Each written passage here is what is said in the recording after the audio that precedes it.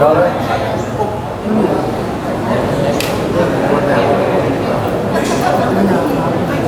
ตรงนี้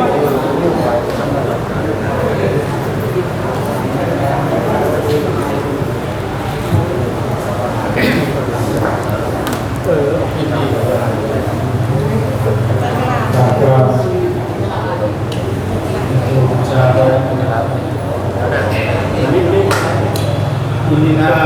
สกาเลนะ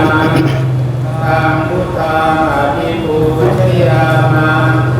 อินาสกาเลนะตังธัมมังอภิปูชยามาอิมินาสกาเลนะ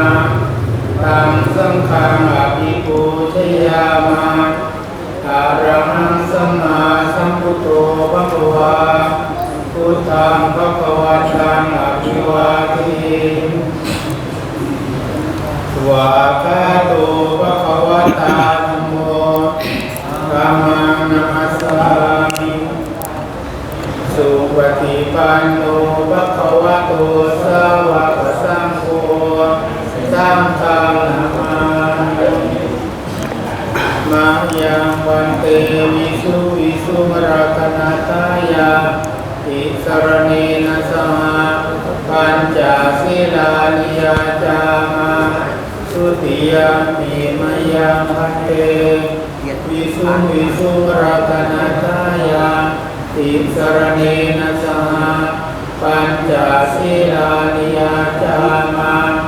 ตติยามปิมยังพันเตวิสุวิสุรัตนาตายาติสรเนนะสหปัญจศีลานิยาจามานะโมตัสสะภะคะวะโตอะระหะโตสัมมาสัมพุทธัสสะนะโมตัสสะภะคะวะโตอะระหะโตสัมมาสัมพุทธัสสะนะโมตัสสะภะคะวะโตอะระหะโตสัมมาสัมพุทธัสสะขอความนอบน้อมจงมีแด่พระผู้มีพระภาคอรหันตสัมมาสัมพุทธพระองค์นั้นตาธรรมังปีพุทธังสัพพะนังคัจฉามะพวกเราระลึกถึงความรู้แม้ครั้งที่หนึ่งตาธรรมังปีธัมมังสัพพะนังคัจฉามะพวกเราระลึกถึงธรรมแม้ครั้งที่หนึ่งตาธรรมังปีสังฆังสัพพะนังคัจฉามะพวกเราระลึกถึงสงฆ์แม้ครั้งที่หนึ่งทุติยมปีพุทธังสัพพะนังคัจฉามะพวกเราระลึกถึงความรู้แม้ครั้งที่สองทุติยมปีธัมมังสัพพะนังคัจฉามะพวกเราระลึกถึงธรรมแม้ครั้งที่สองทุติยมปีสังฆังสัพพะนังคัจฉามะพวกเราระลึกถึงสงฆ์แม้ครั้งที่สอง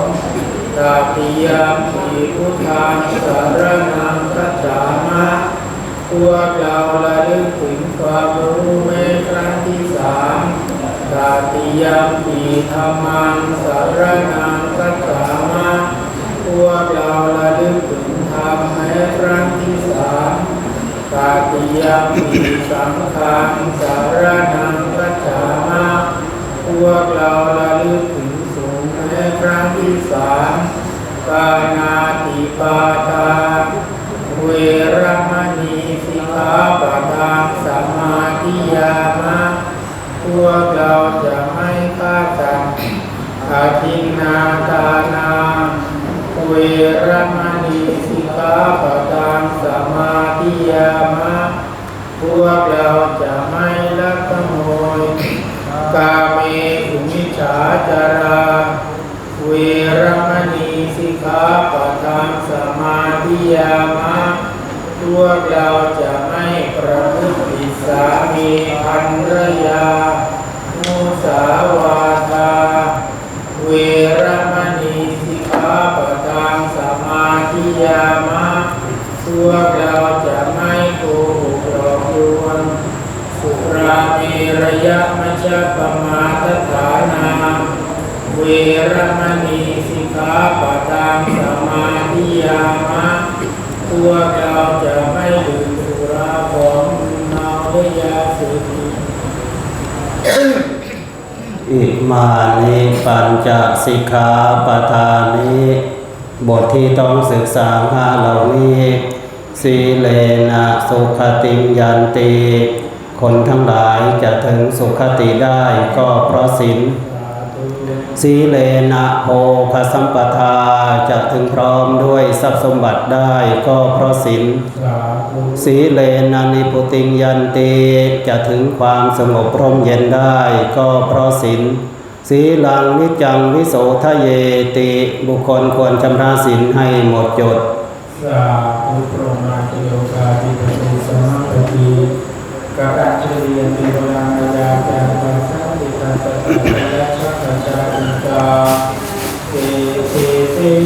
ธรรมะอัตตา